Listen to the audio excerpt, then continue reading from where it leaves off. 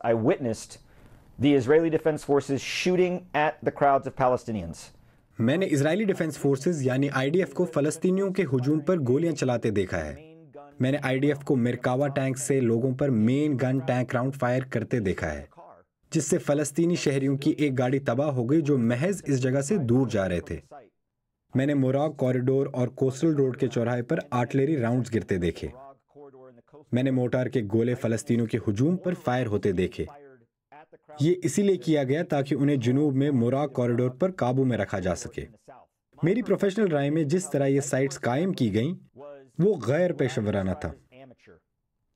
نہ تجربہ کار، غیر تربیت یافتہ، اس پیمانے کے آپریشنز کو کیسے چلانا ہے اس کا کوئی اندازہ نہیں تھا۔ یہ میری سب سے نرم رائے ہوگی۔ اپنی سب سے صاف رائے میں کہوں گا کہ وہ مجرم ہیں۔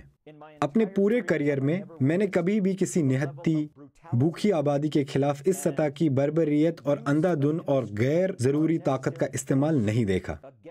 میں نے اپنی تمام تعیناتیوں میں جہاں بھی میں جنگ کے لے گیا، ایسا کبھی نہیں دیکھا جو غزہ میں IDF اور US کانٹریکٹرز کے ہاتھوں ہوتے دیکھا ہے۔ Until I was in Gaza at the hands of the IDF and US contractors.